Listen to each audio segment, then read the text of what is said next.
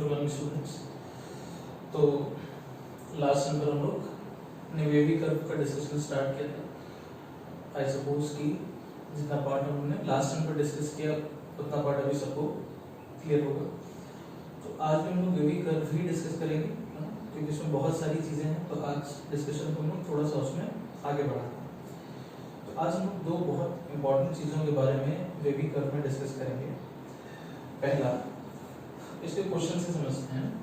जैसे सपोज हम आपको बोले कि ये क्वेश्चन है इस तरह से, 4/x - 1 less than 2 और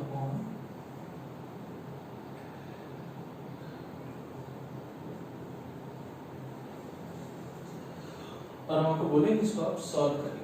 ठीक, तो इसको सॉल्व करने का एक तरीका क्या हो सकता है कि हम लोग क्रॉस मल्टीप्लिकेशन समझते हैं, है ना। तो किसी ने बोला कि चलिए इसको क्रॉस मल्टीप्लाई कर देते हैं ना, इस 3 + x को इधर ले जाते हैं, x - 1 को इधर ले जाते हैं, इसको क्रॉस मल्टीप्लाई करके सॉल्व कर लेंगे। 4 × 3 + x is less than 2 × x - 1। तो इसको ओपन कर लेते हैं, तो हो जाएगा 12 + 4x less than 2x - 2।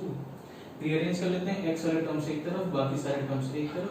4x ये हो जाएगा इधर -2x, तो आएगा 2x, एंड 12 उधर जाएगा तो माइनस हो जाएगा, तो -2 - 12 तो हो गया -14। फिर 2 से डिवाइड कर देते हैं, तो आ गया x is less than -7। And ये लोग लास्ट में इस बारे में बात कर ही रहे थे कि जैसे कोई वैल्यू -7 से छोटी है ना, हमने बोला कि ये x -7 से छोटा है, तो कोई वैल्यू -7 से छोटी तो कहां तक जा सकती है, तो ∞ है। तो इसको इंटरवल फॉर्म में आप कैसे लिखेंगे, x कहां से कहां तक, तो ∞ से लेकर के -7 तक, क्योंकि यहाँ इक्वलिटी नहीं है इसलिए ओपन। तो ये फाइनल आंसर होगा, x बिलोंग्स टू -∞ से -7। ये बात क्या हुई, ठीक। ओके, अब सेम इसी क्वेश्चन को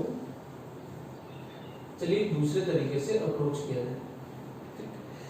किसी ने बोला कि इसको चलिए क्रॉस मल्टीप्लाई नहीं करते हैं। क्वेश्चन था 4/x - 1 less than 2/3 + x।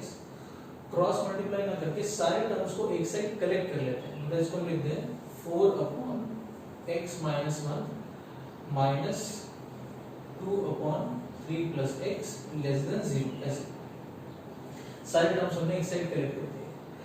अब इसमें एलसीएम ले लिया जाए, तो 4 × 3 + x minus 2 × x - 1 divided by x - 1 into 3 + x less than 0।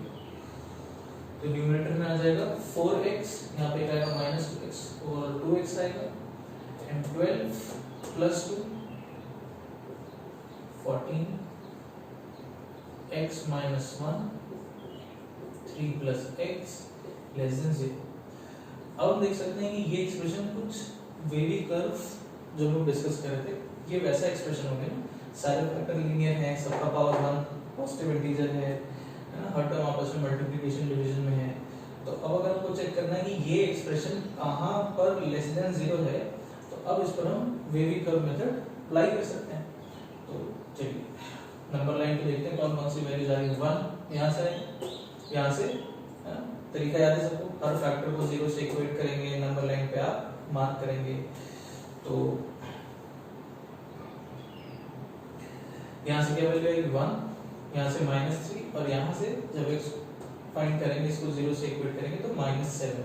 तो 1 -3 -7, सब पे इवन और सबका पावर 1 है, ऑड रिमाइंडर, कहाँ 0 कहाँ अनडिफाइंड, है ना। तो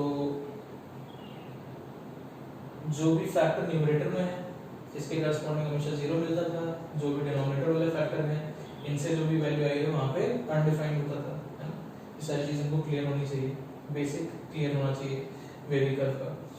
तो 1 पर और -3 पर अनडिफाइंड हो जाएगा, एंड -7 पे 0 हो जाएगा।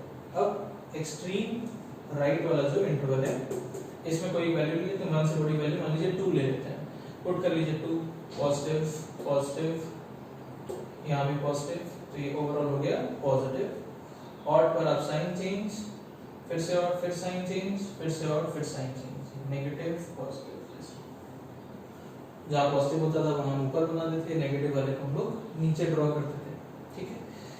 तो अब हमसे क्या पूछा गया कि कहाँ पे है लेस देन 0, तो ये कहाँ हमको लेस देन 0 दिख रहा है, इसको एक बार देखा जाए, ठीक। तो अब देखते हैं कि यहाँ से हमको क्या आंसर दिख रहा है। आंसर को हम यहाँ पे देखते हैं, इसके जस्ट नीचे है ना, तो दोनों आंसर्स को कंपेयर एक बार करना आसान होगा। यहाँ से भी जो हमको आंसर दिख रहा है वो दिख रहा है x बिलोंग्स टू -∞ से -7, है ना, नेगेटिव वाला रीजन, -∞ से -7, क्योंकि क्वेश्चन में अगेन यहाँ इक्वालिटी नहीं थी तो ओपन रहेगा, ये वाला पार्ट हमको सेम मिल रहा है, ठीक। लेकिन इसके अलावा भी हमको एक और रीजन यहाँ पे दिख रहा है जहाँ पर हमारा एक्सप्रेशन नेगेटिव है, -3 से 1 है। तो -3 से 1 अगर हम देखते हैं, -3 से 1 पर अनडिफाइंड है, जिन भी वैल्यूज पर अनडिफाइंड है वहां पर तो हमेशा ओपन ही रहेगा। तो अब एक आंसर हमको ये मिला पहले मेथड से, एंड दूसरा जो मेथड था वहां से हमको आंसर ये मिला। अब देख सकते हैं कि ये वाला पार्ट तो है इसमें, लेकिन इसके अलावा इसमें एक और इंटरवल हमको मिल रहा है जो कि हमको यहाँ पर अभी नहीं मिला, प्रीवियस मेथड में नहीं मिला। तो ऑब्वियसली कोई एक ही तरीका सही होगा, है ना, क्योंकि अगर दोनों ही तरीके सही होते तो दोनों से सेम आंसर आना चाहिए। आप ये भी सही आंसर ये भी सही आंसर तो नहीं कह सकते, कोई एक ही आंसर सही होगा। तो ऑब्वियसली इनमें से कोई एक ही तरीका सही है ना, और कोई एक तरीका गलत है। तो वो कौन सा मेथड है जो गलत है और क्यों, वो हमारे लिए बहुत इंपॉर्टेंट है, क्योंकि हम लोग क्वेश्चंस में जनरली ये मिस्टेक करते हैं। जो पहला वाला मेथड है ये मेथड सही नहीं, दिस मेथड इज रॉन्ग। अब पहले तो आप एक बार ये देख लीजिए कि फर्स्ट मेथड में क्या किया गया, सेकंड मेथड में क्या किया गया, फिर हम उस पोर्शन से हटाएंगे एंड देन एक बार इसको एक्सप्लेन करेंगे कि इस मेथड में क्या गलती है। पहले आपको दोनों मेथड्स में क्या किया गया वो क्लियर होना चाहिए। फर्स्ट मेथड में हमने सिंपली क्रॉस मल्टीप्लाई कर दिया, ठीक, एंड क्रॉस मल्टीप्लाई करने के बाद हमने सॉल्व कर लिया, हमको आंसर है। सेकंड में हमने क्रॉस मल्टीप्लाई नहीं किया, हमने सारे टर्म्स को एक साइड कलेक्ट किया, सिंपलीफाई किया, हमने देखा वेवी कर्व जैसा फॉर्म बन गया, वैसा एक्सप्रेशन हमको मिल गया, हमने वेवी कर्व बना करके आंसर मिल गया। तो ये वाला जो आंसर है ये आपका करेक्ट आंसर जो हम लोग को सेकंड मेथड से मिला, ये आंसर सही है, पहला मेथड हमारा सही नहीं, ठीक। तो अब एक बार इसको देखते हैं कि ये वाला मेथड सही क्यों नहीं, इसमें क्या गलती है, एंड ये बहुत ही इंपॉर्टेंट चीज है, इसको आपको याद रखना होगा कि जो गलती हम यहाँ पे कर रहे हैं वो गलती फिर से इसके बाद कहीं भी थ्रू आउट मैथमेटिक्स ऐसा कुछ भी हम रिपीट नहीं करेंगे, ऐसी सिली मिस्टेक या ऐसी गलती हम वहाँ पर नहीं करेंगे। अब देखेंगे बहुत सारी जगह पर लोग ऐसे मिस्टेक करते हैं, बट एक बार हम लोग उसको डिस्कस कर लेंगे तो उसके बाद दोबारा ऐसी मिस्टेक हम लोग कहीं पर नहीं करें, इस बात का ध्यान रखेंगे हमेशा, ठीक है।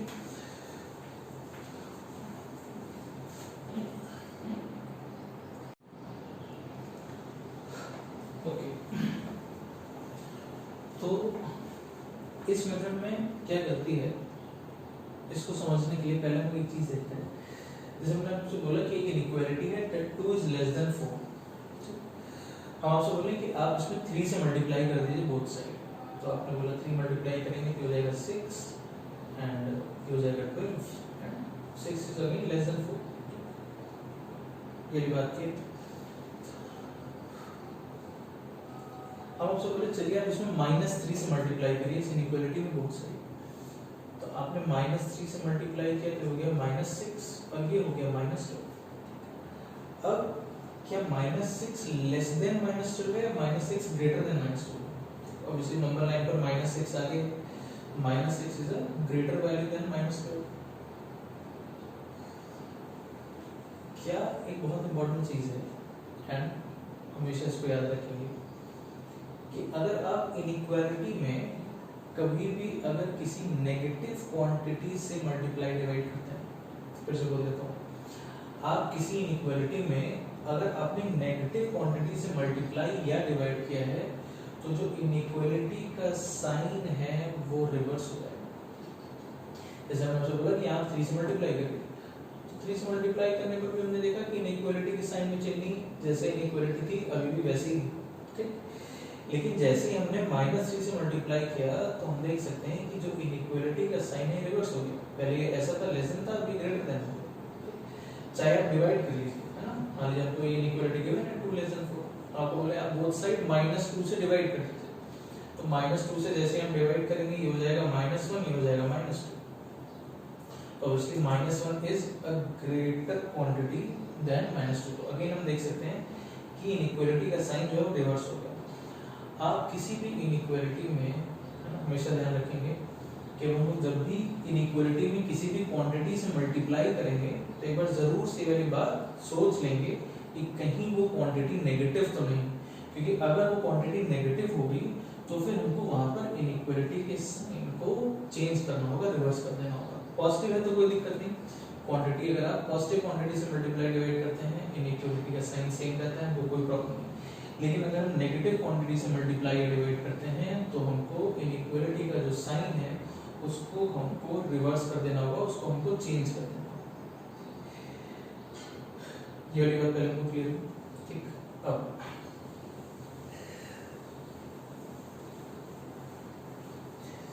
जब इस वाले क्वेश्चन में हमने बोला कि चलिए हम इसको क्रॉस मल्टीप्लाई कर दें, तो आपने क्रॉस मल्टीप्लाई करके लिखा, लेकिन मैथमेटिक्स में क्रॉस मल्टीप्लाई करने जैसा कोई मैथमेटिकल ऑपरेशन नहीं होता। ऐसा कोई मैथमेटिकल ऑपरेशन नहीं कि इसको हम इधर ले गए, इसको इधर ले गए। क्या किया जाता है बेसिकली यहाँ पर कि बोथ साइड जो डिनोमिनेटर है इसके प्रोडक्ट से मल्टीप्लाई कर दिया जाता है। इस क्वांटिटी से जो डिनोमिनेटर है दोनों तरफ, इसके प्रोडक्ट से दोनों तरफ मल्टीप्लाई कर लिया जाता है। 2/3 + x, इसको मल्टीप्लाई करेंगे x - 1 × 3 + x ऐसा।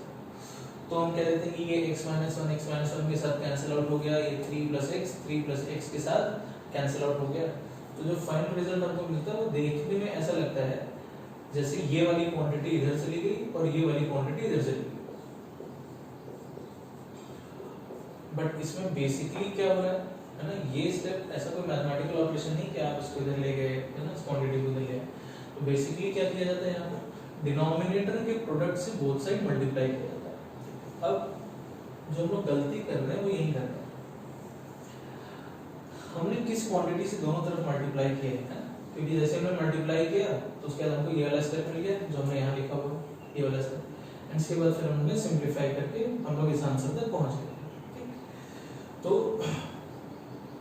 हमने किस क्वांटिटी से दोनों तरफ मल्टीप्लाई किया, तो हमने x - 1 × 3 + x, हमने इस क्वांटिटी से दोनों तरफ मल्टीप्लाई किया, ठीक। अब ये क्वांटिटी पॉजिटिव है या नेगेटिव, क्या अभी हमको इसके बारे में पता है? नहीं, हमको x ही तो फाइंड करना है भाई, हम x ही तो फाइंड कर रहे हैं, फाइनल हमको x के लिए तो सॉल्व करना था। तो अभी तो हमारे लिए ये क्वांटिटी अननोन है ना, अभी तो हमको पता नहीं कि x - 1 × 3 + x ये कैसा आएगा, ये पॉजिटिव आएगा कि नेगेटिव आएगा, अभी तो हम इसके बारे में कुछ कह नहीं सकते।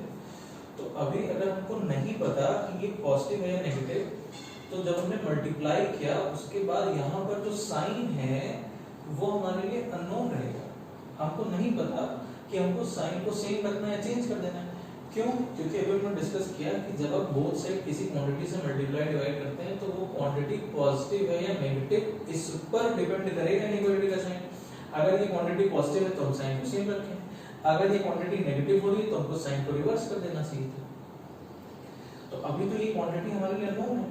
अभी अगर हमको ये चीज पता ही नहीं कि ये वाली क्वांटिटी पॉजिटिव है या नेगेटिव, तो मल्टीप्लाई करने के बाद हम यहाँ पर साइन अभी डिसाइड ही नहीं कर सकते, मतलब अब हम इसके बाद आगे प्रोसीड ही नहीं कर सकते। हमको पता ही नहीं कि कि हम यहाँ पर साइन को सेम रखें कि चेंज कर दें, क्योंकि ये क्वांटिटी हमारे लिए अननोन है और अननोन क्वांटिटी से फिर अगर हम इनइक्वालिटी में मल्टीप्लाई डिवाइड कर रहे हैं तो फिर आप इस स्टेप के बाद आगे नहीं बढ़ सकते, क्योंकि आप यहाँ पर अब इनइक्वालिटी का साइन ही बता ही नहीं सकते कि हमको सेम रखना होगा या हमको चेंज करना होगा। हमने तो क्या किया, हमने तो सेम रखते हुए प्रोसीड कर लिया।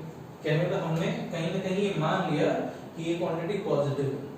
कहने का मतलब अभी जो हमको आंसर मिला है वो अंडर द अजम्पशन मिल गया है कि हमने इसको पॉजिटिव मानते हुए इसको सॉल्व किया है, क्योंकि हमने साइन को नहीं चेंज किया। साइन नहीं चेंज हुआ मतलब हमने इसको जिस क्वांटिटी से हमने मल्टीप्लाई किया उसको हम पॉजिटिव मान के चल रहे हैं। मतलब अभी ये जो आंसर है वो अधूरा है।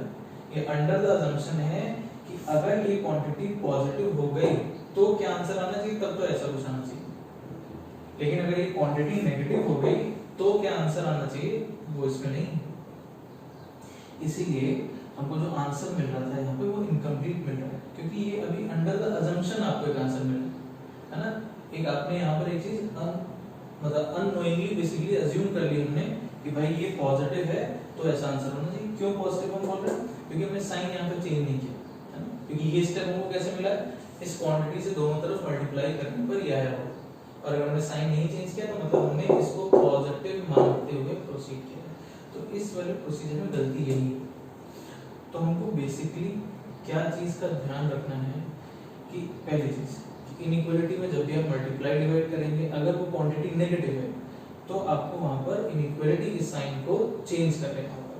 दूसरी इंपॉर्टेंट चीज, आप इनइक्वालिटी में कभी भी किसी भी अननोन क्वांटिटी से मल्टीप्लाई या डिवाइड नहीं करेंगे। अननोन का मतलब उसका साइन अगर हमको अननोन है, मतलब ऐसी क्वांटिटी जिसका साइन हमको पता ही नहीं कि वो पॉजिटिव है कि वो नेगेटिव है, तो ऐसी क्वांटिटी से हम कभी भी मल्टीप्लाई डिवाइड नहीं करेंगे। प्रॉब्लम हमको क्लियर होनी चाहिए कि ऐसा हम क्यों बोल रहे हैं, क्योंकि अगर ऐसी क्वांटिटी जिसका साइन हमको नहीं पता है उससे हम मल्टीप्लाई डिवाइड कर देंगे तो फिर हम इनइक्वालिटी का साइन ही डिसाइड नहीं कर पाएंगे। इसलिए हम इनइक्वालिटी में हमेशा ऐसी ही क्वांटिटी से मल्टीप्लाई डिवाइड करेंगे जिसका साइन हमको पहले से पता हो कि भाई ये क्वांटिटी पॉजिटिव है या ये क्वांटिटी नेगेटिव है। पॉजिटिव है तो हम साइन सेम रखेंगे, नेगेटिव है तो हम साइन रिवर्स कर देंगे, लेकिन उसका साइन हमको पता होना चाहिए कि उसका साइन क्या है, फिक्स उसका साइन होना चाहिए कि भाई ये वैल्यू पॉजिटिव है या ये नेगेटिव है। अगर कोई अननोन क्वांटिटी है उसका साइन हमको नहीं पता है तो ऐसी किसी भी क्वांटिटी से कभी भी इनइक्वालिटी में मल्टीप्लाई या डिवाइड आप नहीं करेंगे। ये बात करोगे, ठीक है। तो एक क्वेश्चन हम लोग इस तरीके का और देखते हैं, देन आगे बढ़ते हैं।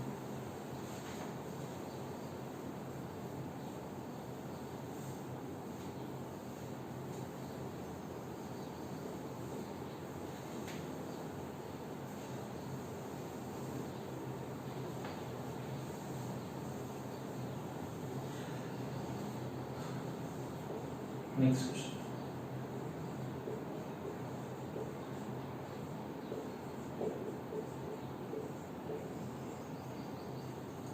और सो बोले चलिए इसको सॉल्व करें। अब फिर से वो गलती नहीं करेंगे कि x प्लस 1 मल्टीप्लाई कर दिया, ये अननोन, हमको अभी इसका साइन नहीं पता कि ये पॉजिटिव आएगा कि नेगेटिव आएगा, x ही अभी हमको फाइंड करना है, तो अभी हम इससे मल्टीप्लाई नहीं कर सकते।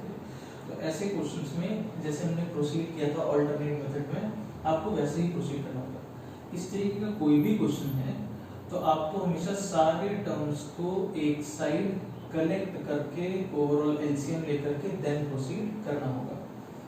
तो 3 + 2x अपॉन x + 1, 2 को इधर लेते हैं, -2 > 0, एलसीएम ले लेते हैं।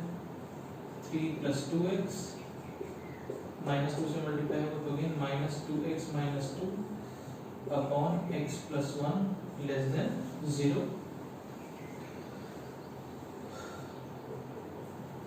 ये 2x कैंसिल आउट, सॉरी ये 3 होगा, एंड 3 - 2 1, तो सिंपली हो गया 1 अपॉन x + 1 < 0। अब इसके लिए वे भी कर्व बना लीजिए। यहाँ पर हमारे पास एक ही टर्म है, यहाँ से हमको एक वैल्यू मिल जाएगी -1, पावर इसका 1 यानी कि ऑड, -1 पर ये एक्सप्रेशन अनडिफाइंड, -1 से बड़ी वैल्यू ले लेते हैं 5, पुट करेंगे तो ये आ जाएगा पॉजिटिव, ऑड पर साइन चेंज नेगेटिव।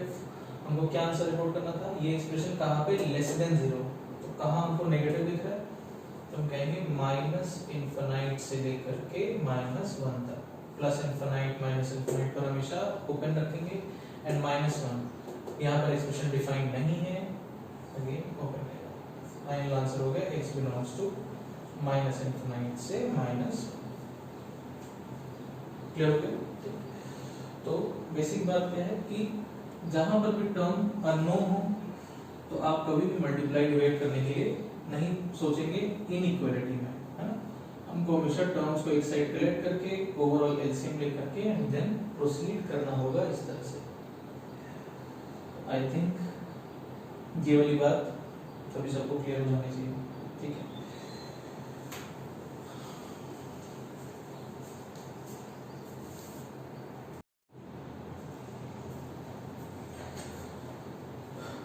अब इसके बाद हम लोग आते हैं वेवी कर्व में ही नेक्स्ट टाइप ऑफ क्वेश्चंस पर। सपोज एक क्वेश्चन ऐसे हम लिख दें,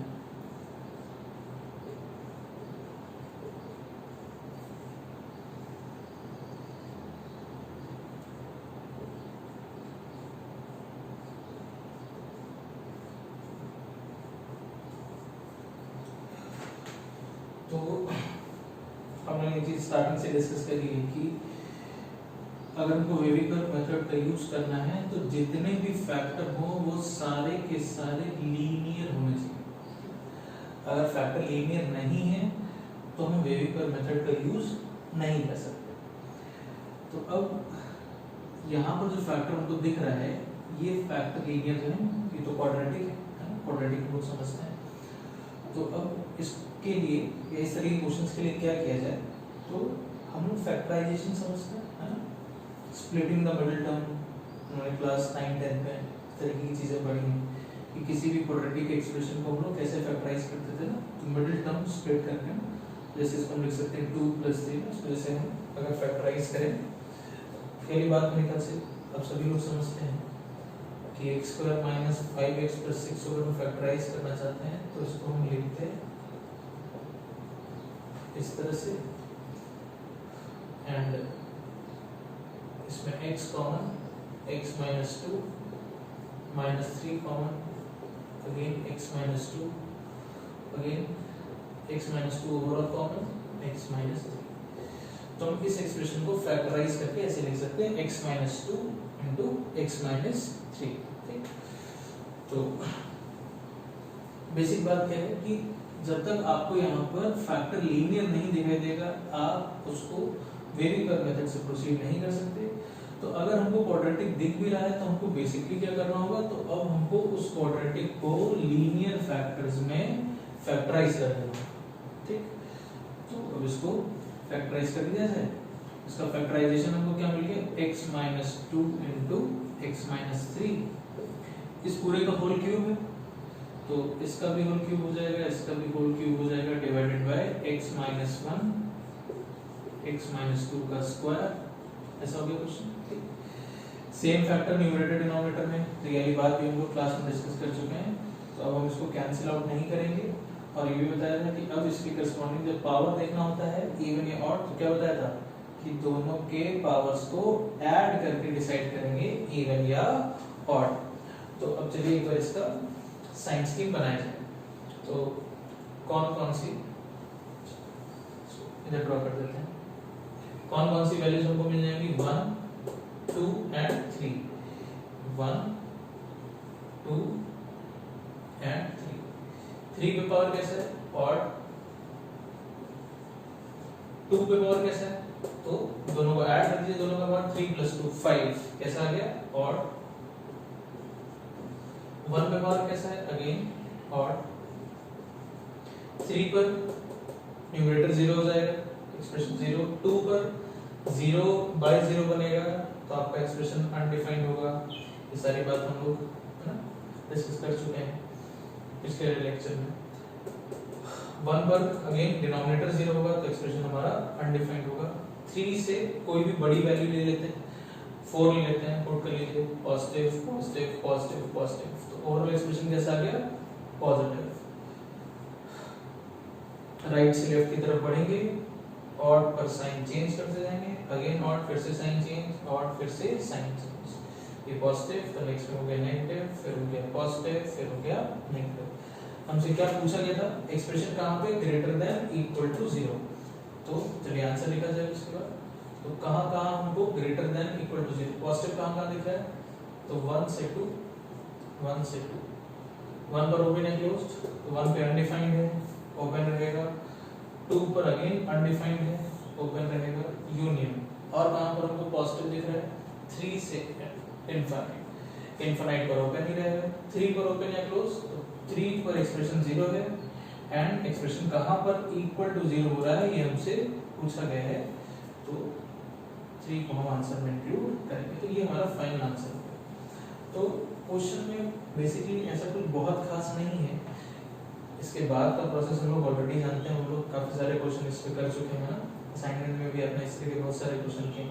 तो क्वेश्चन में बस क्या चीज इंपॉर्टेंट है, इसका पहला स्टेप ये होता है कि आप इस क्वाड्रेटिक को फैक्टराइज करके लीनियर फैक्टर में लिख दीजिए। एक बार आपने लीनियर फैक्टर में लिख दिया, उसके बाद ये सिंपल बेसिक जैसे बेबी करके क्वेश्चन आप करते आ रहे हैं इतने सारे, सेम वैसे क्वेश्चन हो गया, कहीं पर बाकी प्रोसीजर में ऐसा कहीं कोई चेंज नहीं, कुछ नया नहीं होगा। बस क्या चीज इंपॉर्टेंट थी कि हाँ अगर क्वाड्रेटिक है तो अभी हम डायरेक्टली बेबी कर मेथड नहीं लगा सकते, तो हमको इसको पहले फैक्टराइज करना होगा, उसके बाद ही हम ये इसमें प्रोसीड कर पाएंगे। ठीक है, तो आई थिंक ये वाला क्वेश्चन क्लियर हो गया। फैक्टराइजेशन वाली बात भी क्लियर हो जानी चाहिए, ये हम लोग ऑलरेडी 9th 10th में पढ़ते हैं, ये हमको क्लियर होना चाहिए कि कैसे यहाँ पर फैक्टराइजेशन किया गया है। तो एक और क्वेश्चन देखते हैं इस तरीके का।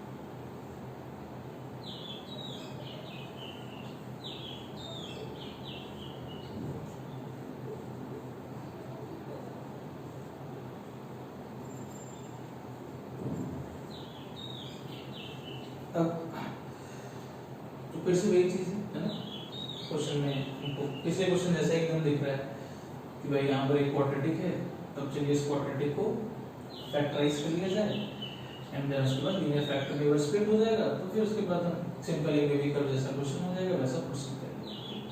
तो अभी आगे इस वीडियो को देखने से पहले आप एक बार इस वीडियो को यहीं पर पॉज करके एक बार आप इसको खुद से फैक्टराइज करने की एक बार कोशिश करें। आप इसको एक बार फैक्टराइज करके देखिए इसका फैक्टराइजेशन क्या हो रहा है, उसके बाद आगे का वीडियो देखिएगा। ठीक है, एक बार वीडियो को यहीं पे पॉज करके एक बार इसको खुद से फैक्टराइज करने की कोशिश करें।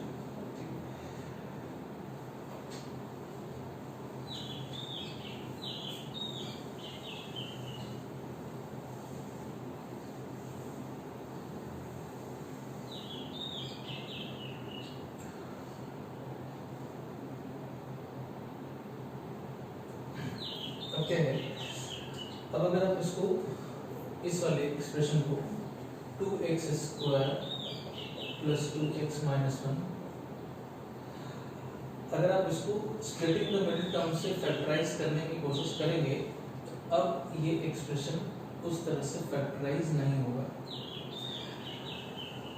9-10 में वो जितने भी क्वेश्चंस करते थे जहाँ पर हम लोग स्प्लिटिंग द मिडिल टर्म से एक्सप्रेशन को फैक्टराइज कर ले जाते थे, क्योंकि वो सारे एक्सप्रेशन बहुत सिंपल होते हैं।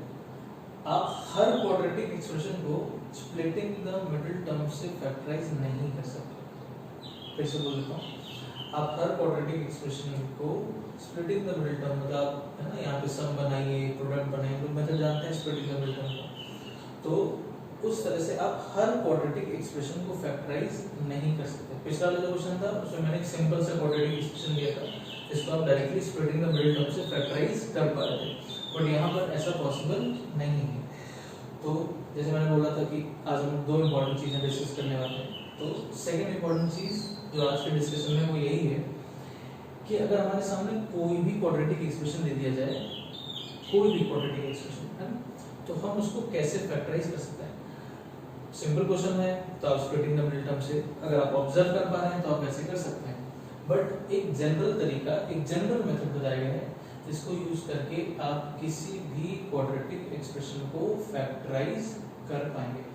पहले एक बार वो मेथड देखते हैं, इसको उस मेथड से यूज करके एक बार इसके आंसर तक पहुंचते हैं, एंड देन फिर हम लोग उसका प्रूफ डिस्कस करेंगे कि जो तरीका बताया गया है ऐसा किस तरह से, ऐसा कैसे बनाया गया है। तो लोग डिस्कस करते हैं how to factorise any quadratic expression. How to factorise any quadratic expression. कोई भी क्वाड्रेटिक एक्सप्रेशन दिया है तो हम इसको कैसे फैक्टराइज करें, क्या तरीका बताइए। मान लीजिए आपको क्वाड्रेटिक एक्सप्रेशन दिया है ax² + bx + c, आप इसको फैक्टराइज करना चाहते हैं। सबसे पहले काम क्या करिए, फर्स्ट स्टेप, आप इस एक्सप्रेशन को कर दीजिए इक्वेट 0 से, एक क्वाड्रेटिक इक्वेशन बना लीजिए ना, ये भी एक्सप्रेशन है, इसको हमने इक्वल टू 0 कर दिया, हमने एक इक्वेशन बना दी। इस क्वाड्रेटिक इक्वेशन के रूट्स फाइंड कर लीजिए। तो हम लोग क्वाड्रेटिक इक्वेशन के रूट्स फाइंड करना जानते हैं ना, श्रीधराचार्य फॉर्मूला हम लोग ने पढ़ा हुआ है 9th 10th में भी।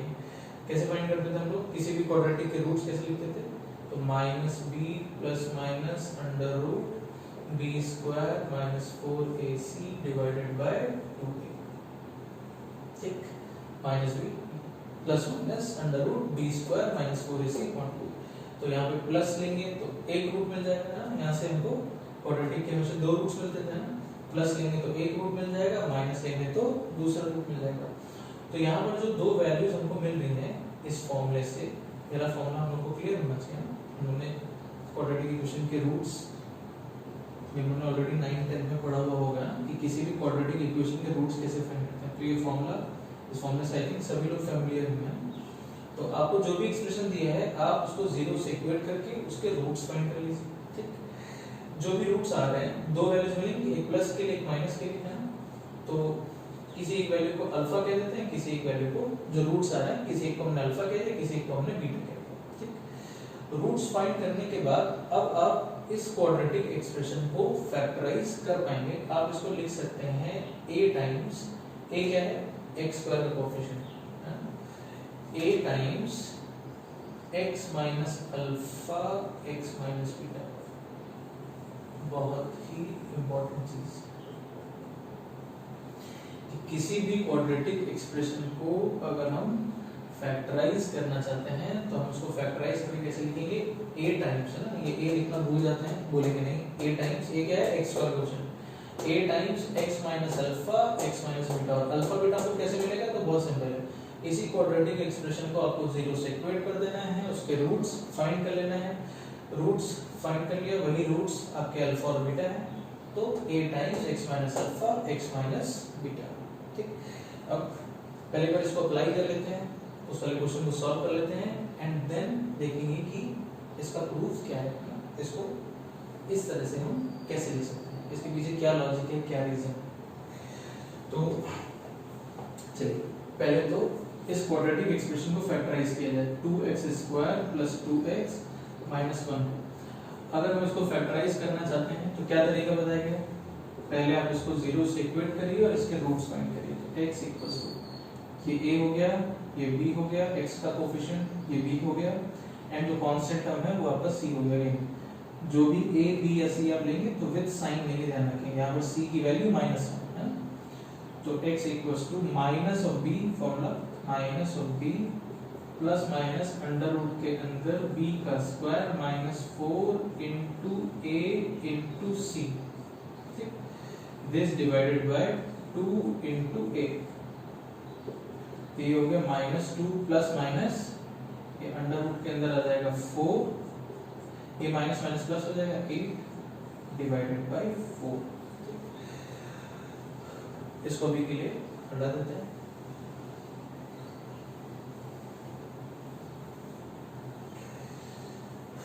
नोट्स कॉपी जरूर से है ना मेंटेन करते जाएंगे, जितनी भी चीजें लिख रहे हैं एक एक चीज पहली बार सारा वीडियो देख लीजिए, फिर एक बार बैठ करके हर एक चीज कॉपी में नोट करेंगे। हर एक चीज जो भी मैं बोर्ड पे लिख रहा हूँ कॉपी में होना चाहिए, ध्यान रखिए। तो यहाँ से मिल गया -2 plus minus under root of 12/4। 12 को लिख सकते हैं 4 × 3 है ना, 4 को बाहर लिख सकते हैं 2 हो जाएगा, हो जाएगा -2 प्लस -2 √3/4। 2 से ऊपर नीचे न्यूमरेटर डिनोमिनेटर में डिवाइड कर लेते हैं। 2 से डिवाइड करेंगे तो -1 प्लस माइनस √3/2। कहने का मतलब आपको दो वैल्यू मिलेगी, एक -1 प्लस √3/2 और एक -1 माइनस √3/2। तो ये तो इसके रूट्स हो गए, इस क्वाड्रेटिक के रूट्स हो गए। ठीक, तो चलिए किसी एक को अल्फा मान लेते हैं, किसी एक को बीटा मान लेते हैं। क्या करने के लिए वो इस क्वाड्रेटिक को फैक्टराइज करना चाहते थे। फैक्टराइजेशन के लिए क्या तरीका बताया गया कि उस एक्सप्रेशन को 0 से इक्वेट करिए, उसके रूट्स फाइंड कर लीजिए। रूट्स फाइंड करने के बाद अब आप उस एक्सप्रेशन को लिख पाएंगे a times x minus alpha x minus beta. ठीक, तो उसको हम लिखते हैं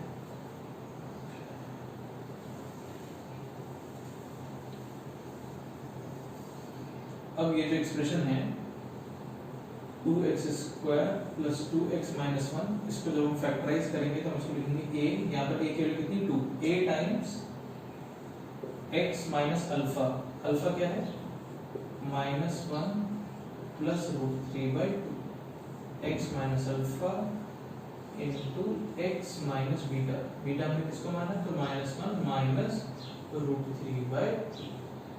यस, तो इस क्वाड्रेटिक एक्सप्रेशन को फैक्टराइज करेंगे तो ऐसा आएगा।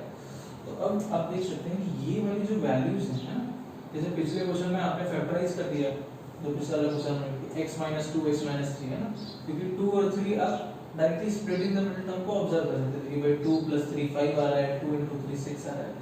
बट ऐसी वैल्यूज डायरेक्टली सोच लेना स्प्लिटिंग द मिडिल टर्म में पॉसिबल नहीं है कि इसका सम यहाँ पे बन रहा होगा, इसका प्रोडक्ट यहाँ पे बन रहा होगा, है ना, तो वो डायरेक्टली देखना पॉसिबल नहीं। तो ये जनरल मेथड, ये जनरल तरीका बताया है कि ठीक है, अगर आप स्प्लिटिंग द मिडिल टर्म से कर पा रहे हैं, अगर आप डायरेक्टली ऑब्जर्व कर ले रहे हैं, वेरी गुड, है ना, आप कर लीजिए ऐसे। लेकिन जहां आपको लग रहा है कि नहीं स्प्लिटिंग द मिडिल टर्म से नहीं हो रहा है, बिल्कुल भी टाइम नहीं वेस्ट करिए, तुरंत उस क्वाड्रेटिक एक्सप्रेशन को 0 से इक्वेट करके उसके रूट्स फाइंड कर दीजिए, अल्फा बीटा। रूट्स आ गए, अब आप उसको लिख सकते हैं a टाइम्स, a लिखना नहीं भूलेंगे, बार बार बोल रहा हूँ, a times x minus alpha x minus beta. तो अभी तो जाकर के पहले हम लोग का फैक्टराइजेशन वाला पार्ट हो गया कि अब हमको फैक्टराइज करना है तो कैसे करना है। अब लेकिन अभी क्वेश्चन नहीं फिनिश हुआ है ना, अभी हमको इसका वेविकर बनाना है। तो अब आते हैं कि इस क्वेश्चन का वेविकर कैसे बनाना है, उसको एक बार देख लेते हैं। इस क्वेश्चन को एक बार पूरा कंप्लीट किया जाए।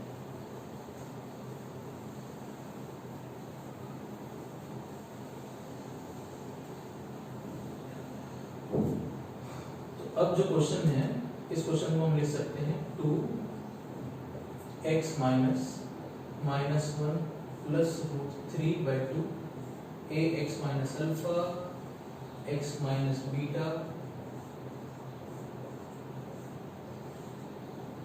ठीक, इसका होल क्यूब है, तो जब का होल क्यूब हो जाएगा, इसका क्यूब हो जाएगा, इसका क्यूब हो जाएगा, इसका क्यूब हो जाएगा, divided by x minus 1 2x plus 1 whole square. अब अगला स्टेप हम लोग का क्या होता था कि सबको 0 से इक्वेट करते थे, नंबर लाइन पे मार्क करते थे। तो यहाँ से तो आसान सी वैल्यू आ जाएगी 1, ये आ जाएगा -1/2। लेकिन जब अब इस फैक्टर को और इस फैक्टर को 0 से इक्वेट करेंगे तो जो वैल्यू है थोड़ी सी कॉम्प्लिकेटेड से है। इसको 0 से इक्वेट करेंगे तो यहाँ से आपको वैल्यू मिलेगी -1 प्लस √3/2, है ना। इसको 0 से इक्वेट करेंगे तो आपको वैल्यू मिलेगी -1 माइनस √3/2। तो हमको इसको नंबर लाइन पे मार्क करना है। तो क्या है कि नंबर लाइन पे मार्क करने के लिए हमको ये तो देखना होगा ना कि भाई ये वैल्यू जैसे हम मार्क कर रहे हैं 1, ये वैल्यू मार्क कर रहे हैं -1/2, तो ये वैल्यू कहाँ लाई कर रही है भाई, ये 1 से बड़ी वैल्यू है कि -1/2 से छोटी वैल्यू, तो इसकी हमको इसकी अप्रोक्सीमेट वैल्यू देखने की जरूरत है, एग्जैक्ट वैल्यू फाइंड नहीं करना। हमको क्या नंबर लाइन पर है ना ऑब्जर्व करने के लिए इसकी अप्रोक्सीमेट वैल्यू फाइंड करेंगे, अप्रोक्सीमेट। तो आप √3 को कह सकते हैं दिस इज अप्रोक्सीमेटली 1.7 है ना, तो 1.7 माइनस कितना होगा 0.7 है ना, 0.7/2 करेंगे तो कितना आ जाएगा अप्रोक्सीमेटली 0.35। क्या करें क्लियर है, 1.7 माइनस 1 हो गया 0.7/2, तो ये हो गया 0.35। ये हो गया -1.7 to -1, तो -2.7, तो -2.7 डिवाइडेड बाय 2 क्लियर है, -1.7 -1 कितना हो गया -2.7, तो -2.7 को लोग 2 से डिवाइड करेंगे तो अप्रोक्सीमेटली आएगा -1.35, ठीक अप्रोक्सीमेटली। अब इसको हम ऑब्जर्व करके इसको हम सही से नंबर लाइन पे कम से कम मार्क कर सकते हैं। जैसे ये वैल्यू हो गई 1, एक वैल्यू है 1, एक वैल्यू है -1/2। अब ये वाली जो वैल्यू है 0.35, तो ये हमको पता है 1 से छोटी वैल्यू है ना, तो ये वैल्यू इन दोनों के बीच में कहीं आएगी। और ये वैल्यू जो है -1.35 भी इससे भी छोटी वैल्यू है ना, तो चलिए इसको हम दोबारा से बना लेते हैं। तो एक वैल्यू हो गई 1 से छोटी वैल्यू आएगी ये वाली, दैट इज -1 प्लस √3/2। देन अब इससे छोटी वैल्यू आ जाएगी -1/2, जो यहाँ से हमको मिल रहा था, ये -0.5 हो गया, और ये -1.35 इससे भी छोटी वैल्यू है, तो ये आ जाएगी इधर वैल्यू -1 माइनस √3/2 इस तरह से, ठीक। ऑड में लिखा जाए 1, यहाँ से मिला पावर 1 है ऑड, ये पावर 3 ऑड, ये यहाँ से मिला पावर 2 इवन, ये अगेन ऑड। कहाँ 0 कहाँ undefined, this is approximately 0.35। 1 denominator को 0 करेगा अनडिफाइंड, इससे न्यूमरेटर 0 होगा 0, यहाँ पे अगेन डिनोमिनेटर 0 होगा अनडिफाइंड, यहाँ पे न्यूमरेटर 0 होगा अगेन 0। 1 से बड़ी वैल्यू ले लेते हैं, 10 ले लेते हैं, 10 - 1 पॉजिटिव, 2 × 10 ये भी पॉजिटिव, इसकी अप्रोक्सीमेट वैल्यू को पता है 0.35, तो 10 - 0.35 पॉजिटिव आएगा, 10 - -1.35 ये भी पॉजिटिव है, सब ओवरऑल पॉजिटिव हमको मिल रहा है। तो हम पॉजिटिव से स्टार्ट करेंगे, ऑड पर अगेन साइन चेंज, ऑड पर फिर से साइन चेंज, अब इवन है तो अगले इंटरवल में साइन में चेंज नहीं होगा, same sign carry over, positive है तो फिर पॉजिटिव, फिर से ऑड आ गया तो फिर से साइन चेंज माइनस, क्लियर हो गया। अब जो हम लोग को साइन स्कीम मिला है, अब इसको देखते हुए आंसर रिपोर्ट कर लिया जाए कि इसका क्या आंसर आएगा।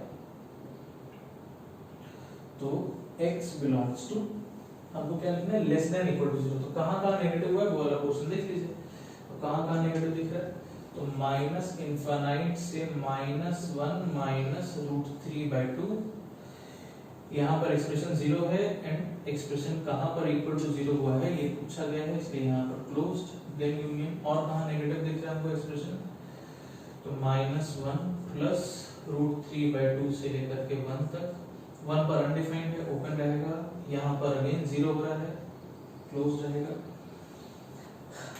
और कहीं हमको नेगेटिव नहीं दिख रहा। एक बार चेक कर लिया जाए कि ऐसे तो नहीं, जहां जहां पर बोला भी था मैंने लास्ट में कि एक बार जरूर से चेक कर लीजिएगा कि जहां जहां भी 0 हुआ है वो वैल्यूज आपने जरूर से इंक्लूड कर ली हैं, अगर कोई वैल्यू अभी भी मिसिंग है तो उसका अलग से यूनियन कर लेंगे। तो दो ही जगह 0 हो रहा है एंड ये दोनों वैल्यूज हम लोग ऑलरेडी आंसर में इंक्लूड कर चुके हैं, तो हमको अलग से और किसी वैल्यू का यूनियन करने की अभी जरूरत नहीं है। तो ये हो गया इसका फाइनल आंसर। तो अगेन है ना, बेसिक प्रोसीजर अगर आप देखिए तो कुछ बहुत खास नहीं है ना, सारी चीज बिल्कुल वैसी ही। फैक्टराइजेशन के बाद ऐसा नहीं कि बेसिक प्रोसीजर में वेवी कर्व वाले मेथड में कहीं कुछ चेंज आएगा, नहीं, सारी चीजें वैसी ही। हाँ ये वैल्यू थोड़ी सी कॉम्प्लिकेटेड थी, तो हमको इसकी एक अप्रोक्सीमेट वैल्यू थोड़ा सा देखने की जरूरत थी। आप कभी भी इसकी एग्जैक्ट वैल्यू फाइंड करने के लिए परेशान नहीं हुए, केवल एग्जैक्टली है ना, केवल अप्रोक्सीमेटली ये देख लीजिएगा, ताकि उसको करेक्ट ऑर्डर में नंबर लाइन में मार्क करना है कि ये वैल्यू बाकी कंपैरिजन में बड़ा है या छोटा है, बस इतनी सी बात। तो अप्रोक्सीमेट वैल्यू फाइंड करके मार्क कर लीजिए। वेवी कर्व जैसे बना रहे हैं वैसे ही है, आंसर लिखना मेरे ख्याल से सब लोग सारी चीज समझ रहे हैं, इसमें बहुत प्रॉब्लम नहीं है। बस क्या चीज इंपॉर्टेंट थी, फैक्टराइज करने की। एंड फैक्टराइज करने के लिए अब हमको एक जनरल मेथड, एक जनरल तरीका पता है, कोई भी क्वाड्रेटिक हो, कैसा भी एक्सप्रेशन हो, हर केस में हम उसको फैक्टराइज कर सकते हैं। और हम उसको फैक्टराइज करके कैसे लिखेंगे, a टाइम्स a लिखना नहीं भूलेंगे, a times x minus alpha x minus beta. And alpha beta हमको कहां से मिल रहा है, तो बस उसी क्वाड्रेटिक को पहले हमने 0 से इक्वेट कर लिया था, उसके रूट्स फाइंड कर लिए थे अल्फा एंड बीटा, तो हमने उसको फैक्टराइज करके ऐसे किया। फैक्टराइजेशन के बाद बेसिक प्रोसीजर में कहीं कोई चीज नहीं, कुछ भी नया नहीं है, बस क्या चीज इंपॉर्टेंट है अगेन कि हमने कैसे फैक्टराइज किया वो वाली बात। तो अब ये वाली बात अगर सारी क्लियर है तो अब हम लोग एक बार डिस्कस कर लेते हैं कि जो इसके लिए तरीका बताया गया फैक्टराइजेशन का, ax minus alpha x minus beta, वो कैसे है ना, वो कैसे लिखा गया, उसका क्या प्रूफ है, उस प्रूफ को हम लोग एक बार देख लेते हैं। ये क्वेश्चन आई थिंक सबको क्लियर हो जाना चाहिए, है ना। Okay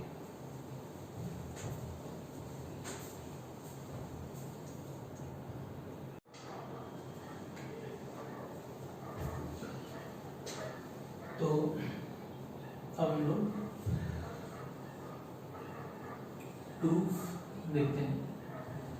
ax square plus bx plus c को कैसे लिखा हमने, ax minus alpha x minus beta. तो आरएचएस से प्रोसीड करना, ये तो हमको क्लियर है कि अल्फा बीटा कौन सा अल्फा बीटा है, तो ये तुमको पता है कि alpha beta are roots of the equation, कौन सी इक्वेशन, ax स्क्वायर प्लस, यही एक्सप्रेशन था, इसी को हमने 0 से इक्वेट करके एक इक्वेशन बना ली थी, और इसी इक्वेशन के रूट्स अल्फा बीटा थे। हमको ये तो पता है कि अल्फा बीटा क्या है ना। तो आरएचएस से हम प्रोसीड करते हैं, ब्रैकेट ओपन कर देते हैं, तो ये हो जाएगा x square minus beta x minus alpha x plus alpha beta. ठीक, ये हो गया x स्क्वायर, इन दोनों में माइनस x कॉमन लेते हैं, अल्फा प्लस बीटा, ऐसा होगा। अब अल्फा प्लस बीटा क्या है एंड अल्फा इनटू बीटा क्या है, तो हम लोग some of the roots and product of the roots समझते हैं ना, कि किसी भी क्वाड्रेटिक इक्वेशन में हम आपसे पूछते हैं कि बताइए इसका सम ऑफ द रूट्स क्या है, उन्होंने पढ़ा हुआ 9th 10th में सारी चीजें ना। सम ऑफ द रूट्स आप लिखते थे तो minus b by a, and इसका प्रोडक्ट ऑफ द रूट्स आप कितना कहते थे तो c बाय a। तो ये जो अल्फा प्लस बीटा लिखा हुआ है भाई, अल्फा बीटा इसी के रूट्स हैं, तो अल्फा प्लस बीटा क्या हो गया, इसी इक्वेशन का सम ऑफ द रूट्स हो गया। तो सम ऑफ द रूट्स की जगह हम लिख सकते हैं अब माइनस b बाय a, है ना, एंड ये जो प्रोडक्ट ऑफ द रूट्स है इसकी जगह हम लिख सकते हैं c बाय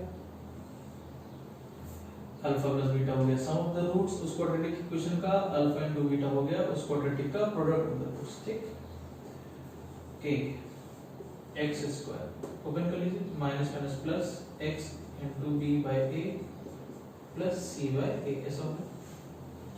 अब ये ओरल ब्रैकेट ओपन कर देते हैं, तो ये आ जाएगा ax स्क्वायर प्लस इसमें और इसमें जब ये मल्टीप्लाई होगा तो डिनोमिनेटर से कैंसिल आउट हो जाएगा, plus bx plus c which is the LHS। तो हमने RHS से स्टार्ट किया एंड हमने इसको LHS के बराबर प्रूफ कर लिया। तो आई थिंक ये प्रूफ भी अब सबको क्लियर हो जाना चाहिए ना, ax square plus bx plus c को हम लोग क्यों या कैसे लिख पाते हैं, a times x minus alpha x minus beta. Clear हो गया। तो आज का लेक्चर इसको हम लोग यहीं पर स्टॉप करेंगे एंड नेक्स्ट टर्न पर फिर हम लोग थोड़े से क्वेश्चंस डिस्कस करेंगे क्वाड्रेटिक से ही रिलेटेड, है ना। मेरे ख्याल से आज वाली दो इम्पोर्टेंट चीजें हैं वो आपको क्लियर हो जानी चाहिए एंड याद भी रखेंगे। फिर से बोल देता हूँ, पहला, आप किसी भी इनइक्वालिटी में अननोन क्वांटिटी, है ना, अननोन का मतलब जिसका साइन हमको नहीं पता हो, ऐसी क्वांटिटी से कभी भी मल्टीप्लाई डिवाइड नहीं करते हैं। क्या रीजन है? क्योंकि अगर आप पॉजिटिव क्वांटिटी से मल्टीप्लाई डिवाइड कर रहे हैं तो साइन में चेंज नहीं आता है, लेकिन अगर नेगेटिव क्वांटिटी से मल्टीप्लाई डिवाइड कर रहे हैं तो साइन को रिवर्स करना होता है। इसलिए हमारे लिए जानना बहुत जरूरी है कि हम जिस क्वांटिटी से मल्टीप्लाई डिवाइड कर रहे हैं वो पॉजिटिव है या नेगेटिव, उसका साइन हमको पता होना ही चाहिए इनइक्वालिटी में अगर हमको मल्टीप्लाई डिवाइड करना है तो। दूसरी इंपॉर्टेंट चीज जो आज हमने सीखी कि कोई भी क्वाड्रेटिक है, अगर हम उसको directly splitting the middle term से फैक्टराइज कर पा रहे हैं तो वेल एंड गुड, कोई दिक्कत नहीं। लेकिन अगर हम उसको देख रहे हैं, नहीं ऑब्जर्व कर पा रहे हैं, वैसी वैल्यूज हमको नहीं मिल रही है, हम उसको स्प्लिट नहीं कर पा रहे हैं, ये जनरल तरीका बताएगा जिसको यूज करके आप किसी भी क्वाड्रेटिक एक्सप्रेशन को फैक्टराइज कर सकते हैं ना। ax square plus bx plus c को लिखा गया a क्या है? x square coefficient, a times x minus alpha x minus beta. ठीक, ओके, सारा डिस्कशन ये है। एक क्वेश्चन मैं लिख देता हूँ, इसको आप लोग को सोचना होगा कि जो लिखा गया है वो सही है या नहीं, उसमें गलती है तो कहाँ पर गलती है, क्या गलती है, एंड उसको हम लोग डिस्कस करेंगे नेक्स्ट लेक्चर में उसके बारे में। ठीक,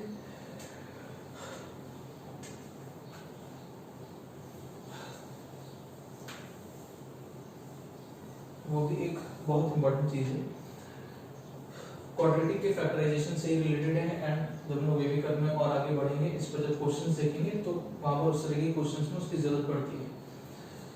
जैसे मान लीजिए हम आपको एक एक्सप्रेशन दे x square plus x plus 1, ठीक, आपको बोले चलिए आप इसको फैक्टराइज करिए, तो आप क्या करेंगे? आप बोलेंगे चलिए इसको 0 से इक्वेट करते हैं, दोनों रूट्स फाइंड कर लेते हैं, फिर इसको लिख देंगे ax minus alpha x minus beta. ठीक, तो 0 से इक्वेट करिए तो इसके रूट्स लिखे जाएं x equals to minus b plus minus under root b square minus 4 into a into c है। यहाँ पे a भी 1 है, b भी 1 है, c भी 1 डिवाइडेड बाय 2 इंटू a। तो x हमको मिल गया minus 1 plus minus under root of 1 minus 4 minus 3। अब इसके जो रूट्स हैं वो रियल नहीं है, इस एक्सप्रेशन के रूट्स रियल नहीं है। तो अब मेरा क्वेश्चन ये है एंड आपको इसी के बारे में सोचना है, हम लोग नेक्स्ट लेक्चर में इसको डिस्कस करेंगे कि x square plus x plus 1 अगर इसके रूट्स रियल नहीं आए तो अब क्या इसको हम फैक्टराइज करके इस वाले मेथड से लिखें? मतलब क्या हम इसको कहें a यहाँ पे लिखा 1 a times x minus alpha, दो वैल्यूज हैं, किसी एक को अल्फा बोल देते हैं, किसी एक को बीटा बोल देते हैं। एक वैल्यू है minus 1 plus under root of minus 3 by 2 और एक वैल्यू है minus 1 minus under root of minus 3 by 2। ऐसे जो लोग अभी तक डिस्कस करते आ रहे थे कि भाई कोई भी क्वाड्रेटिक को हम ऐसे फैक्टराइज करके लिख सकते हैं ax minus alpha x minus beta. तो क्वेश्चन ये है कि अगर ऐसा क्वाड्रेटिक दिया है जिसके रूट्स ही रियल नहीं है ना, तो अब क्या जब अल्फा बीटा रियल नहीं है तब क्या हम ऐसे केस में ऐसे क्वाड्रेटिक एक्सप्रेशन को फैक्टराइज करके ax minus alpha x minus beta ऐसे हम लिख सकते हैं या नहीं लिख सकते हैं? तो आपको इसको बहुत अच्छे से सोचना होगा एक बार कि अगर ऐसा लिख सकते हैं तो कैसे लिख पा रहे हैं, एंड अगर इसमें गलती है तो इसमें कहाँ कहाँ पर गलतियां हैं। तो आपको एक बार इसको बहुत अच्छे से ऑब्जर्व करना होगा। बेसिक क्वेश्चन मेरा ये है कि ऐसा क्वाड्रेटिक जिसके रूट्स अगर रियल ना आए, अगर अल्फा बीटा रियल ही नहीं आए, तो अब क्या हम ऐसे क्वाड्रेटिक एक्सप्रेशन को फैक्टराइज करके ax minus alpha x minus beta ये वाली बात क्या हम लोग अब इस तरह से फैक्टराइज कर सकते हैं? अब क्या ये बोलना सही है या नहीं? तो इसके ऊपर ऑब्जर्व करेंगे, खुद से सोचेंगे एक बार, एंड देन हम लोग इसको नेक्स्ट लेक्चर पे डिस्कस करेंगे। आज का लेक्चर हम लोग फिर यहीं पर भी स्टॉप करेंगे। Thank you.